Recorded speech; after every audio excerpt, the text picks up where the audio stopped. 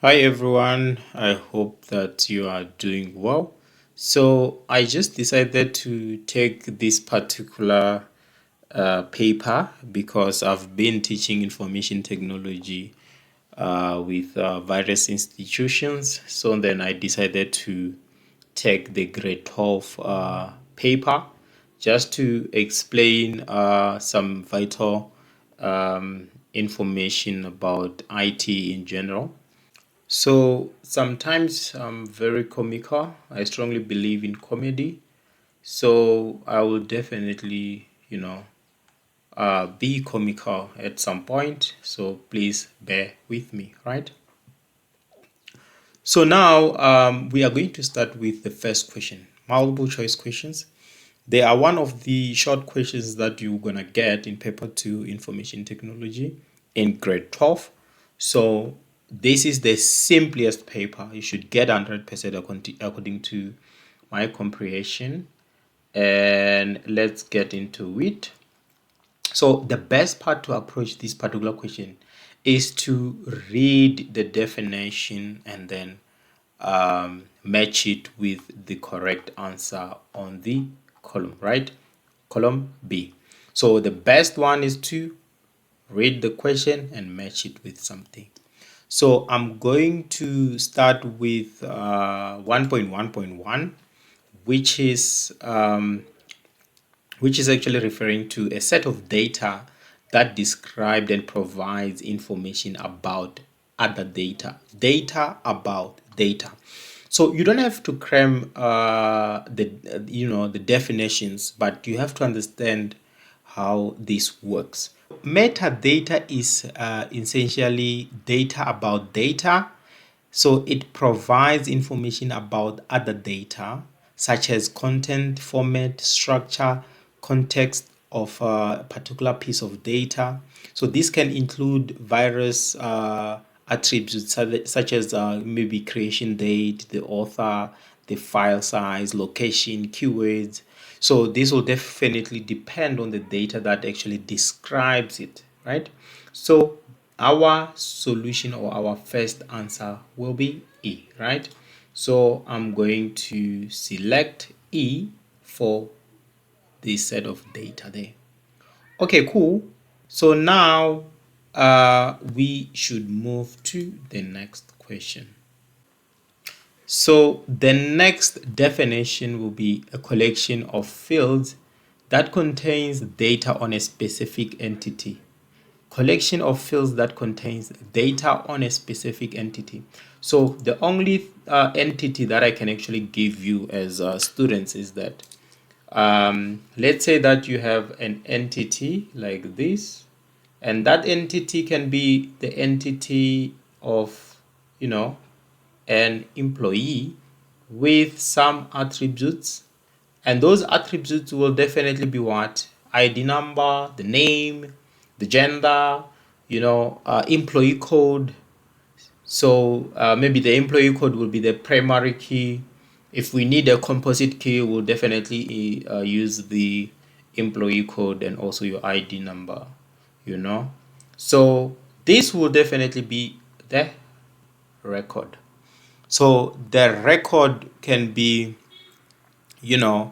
anything as a predefined schema, or maybe we can talk about the information that will definitely be in a specific entity, such as what? Name, address, phone number, email address, customer ID, if it's a customer or employee ID, and so forth. So this is actually important when you are dealing with relational databases, because you are able to see and also draw the structure of an entity, that can actually define everything.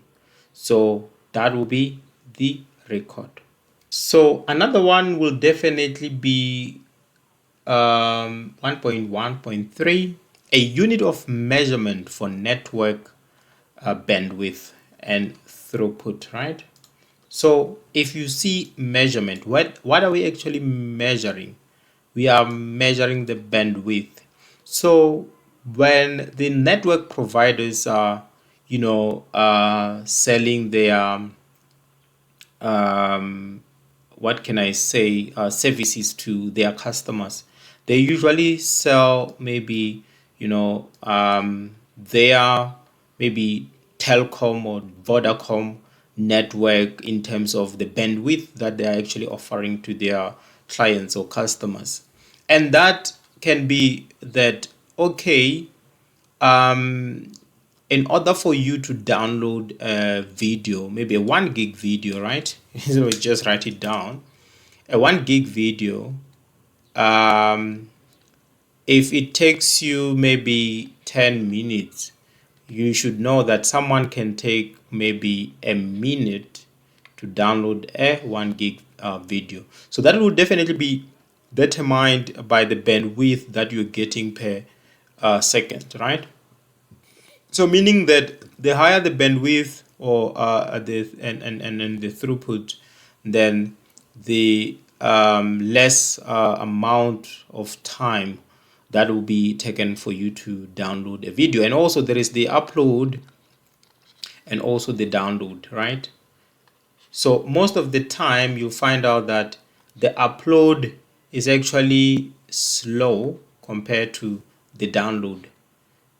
I've seen that. I cannot talk about networks because I don't want to be sued by these companies.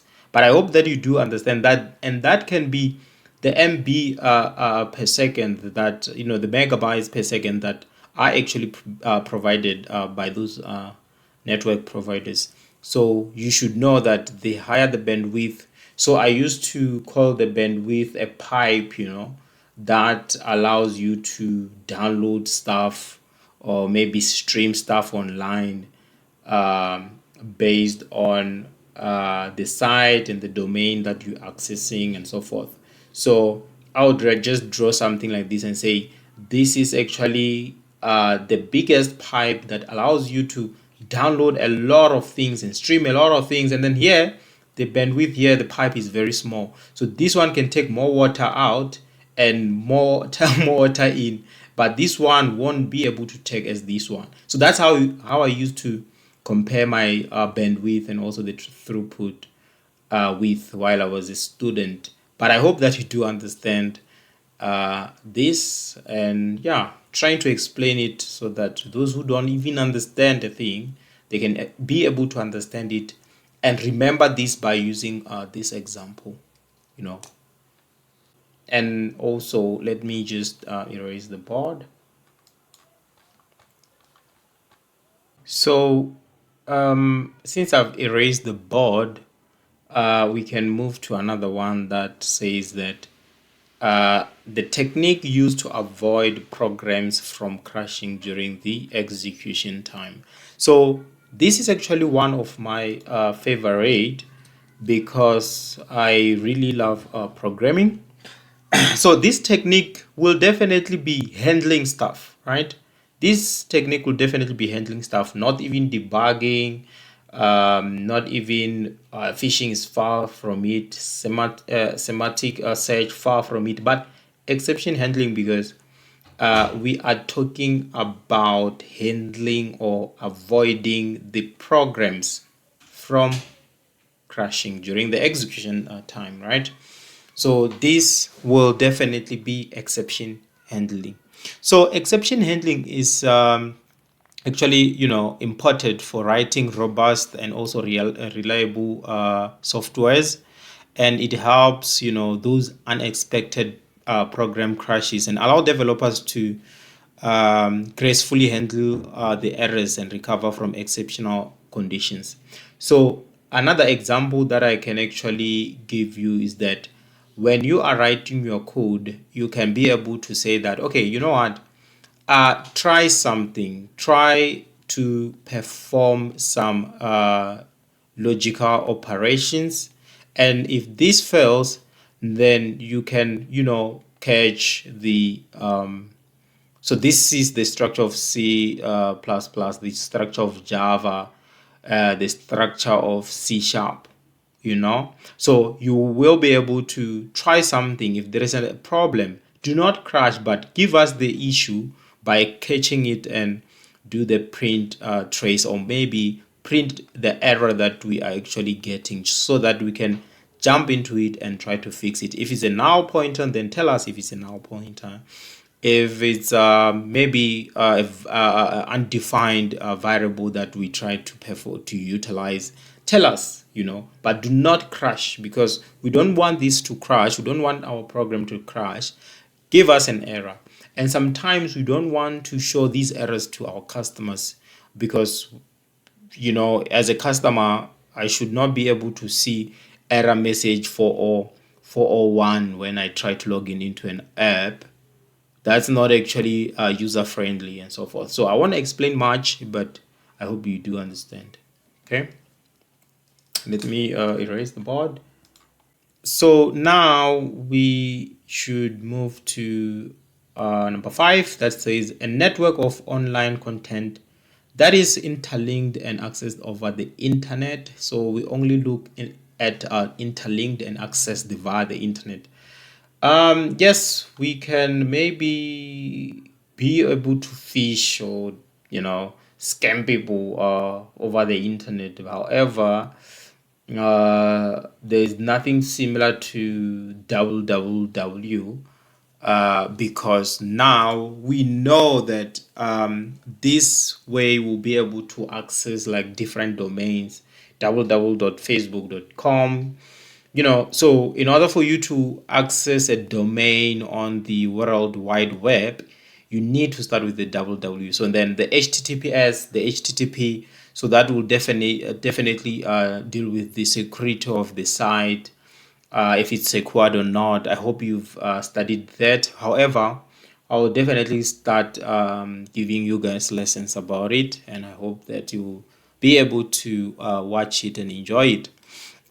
So number 5 will definitely be the World Wide Web, and if they tell you to define it, you should be able to, right? And this will definitely be accessible via the browser, and you'll be able to go to any site that you're trying to access via the World Wide Web. Okay, so that's actually what I can be able to give you. So unwanted and unsolicited digital communication that gets sent out in bulk. So if we check here from the terms that we do have, what can we send in bulk and unwanted, digital communication? I can think of phishing and also the spam, as phishing is actually the type of cyber attack in which attackers, sending emails, messages, and try to trick people into revealing the sensitive information such as credit card numbers, passwords, and then now we can be able to jump and talk about the spam. So there are actually two ways, right? So if you pick phishing, I would understand. However, once you see the unwanted messages, just unwanted messages that are sent in bulk, right? That will definitely be a spam, right? And this will be thousands to different users to do advertisements, or maybe advertising in a way, and you might find out that there is a lot of malicious attachments that are there. So you should take that into into consideration as well. So just avoid clicking or downloading those attachments and so forth, and delete them. That's why Gmail and other platforms are able to see the spam emails or identify them and send them to spam folders, and then they will get deleted instead of the positive invite. So there is the machine learning model that was actually created to identify if something is a spam and so forth, and if that maybe Gmail as a domain receive like millions of those, then we'll definitely see that okay, an email with this particular domain might actually be a spam, and send it to a spam email. Don't have to explain much, but I hope that you do understand it. Okay, So another one now will definitely be the 1.1.7, a software component that adds a specific feature to an existing computer program, right? So a software component that adds a specific feature. So a specific feature to an existing computer program. Now, adds, right? What about add-on, Do we have add-ons here? We don't. What about plugins? So if you are a programmer, you'll be able to know that plugins are very important. Let's say that you are trying to create, maybe I can say, beautify the way you see your code. So I don't know if I do have my IntelliJ here. However, the plugins can help you to beautify maybe your code. If you want to see some italic, if you want to beautify your font and so forth, so you can have a plugin. And also CSV plugin is there.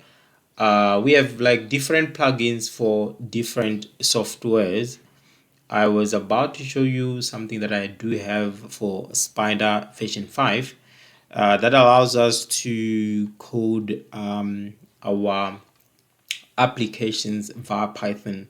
So you can add maybe plugins to it. You can be able to enhance the quality of the software by those plugins. You go to tools and try to do that. You see how this looks. You can change it by adding a specific plugin. This is actually, I think, the shell that I do have for Python. Maybe later or maybe next year I'll be teaching Python. But yeah, in a way, this can actually be something that you can add your plugins to, just to ensure that your IDE and also your code looks nice and so forth. I hope you do understand that. Okay. And also, as a programmer, I feel like when they ask you about a variable in the header of a subroutine used as an input to the subroutine, right?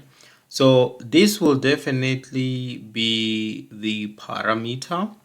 So a parameterized function, if you've heard about that, you are able to pass a variable so that you can perform some logic based on that particular variable. So just to give you an example, I don't really like this, but let's say that you have a login function, and remember this particular function will need the username, and also the password. So meaning that each and every time when a user tries to access our application, they'll have to provide us with maybe two things or three, but most of them will use a username and also the password, just to validate if the user is authentic, or the user is an existing user to our database. So these variables, or maybe these ones as fields, or this data, will be passed to that function to do the validations. That, okay, go and check this guy. So this login will definitely go and try to say, okay, we have 1 2, can you try to iterate via all the given rows in the database and try to check if the two exist. If the two exist, then we can open maybe a home interface, or web page and so forth. So this will definitely be a variable header that is actually used as an input to perform the logical operations. Hope that I explained it in a good way, unless if I missed the point. So now they are saying a data compression format, which means they're talking about a compressed data for encoding, digital encoding. Take encoding like converting digital audio, most commonly music, or maybe giving out a compressed file of something that we can use and as an audio. Anything to do with audio here, this is an image, not an audio. And then what else will be that? MP3. So now we know that a data compression format for encoding digital audio, most commonly music, that would definitely be an MP3 files, because we can be able to play it as audio and listen to our gospel, maybe uh, hip hop. I don't even know, what to say, but I hope you do understand this particular definition. And the last one will definitely be what? A data searching technique, or when they say data searching technique, I'll just go with the two: mediated a search, semantic search. But let's go into it. A technique where a search query aims to not only find keywords but also to determine the intent and also the contextual meaning of the keyword. That will definitely be the semantic search. Okay, so that will definitely be the semantic search. It seems like we have a lot of terms than the questions, so that might actually throw you off. You see, we did not pick this, we did not pick this, we did not pick phishing, we did not pick this, we did not pick this. So debugging, they were trying to throw us off with which one? If exception handling. So debugging is you trying to find a defect. So I don't really know. They're just trying to disturb us, because you might end up matching everything correctly. So yeah, that's why. Too tough. So another one will be the 1.2, where we given various options just to select the correct answers. So the first one will be, which one of the following is a protocol that provides privacy to users when they work on public network like the internet? So this can be a user or maybe an employee that is actually working, let's say, from home. And also we're trying to ensure that we protect that particular user because they'll be connected to a public network. And that will definitely be a VPN. So you'll be protected against the attackers, middlemen, and other things when you are browsing on your computer. Most banks in South Africa, they usually use VPNs when you are working with the softwares that are connected to their databases and other things, because that will protect them instead of just avoiding it and trust everyone. We cannot trust you because you might actually access the sites that might actually attack us as a company. So yeah, VPN. So 1.2.2, a group of computers infected by the same malware that work together to perform cyber attacks is known as cyber gangs. No, they're just trying to throw you off. A rootkit, botnet. So hackers, a group of computers. Hackers are people like me.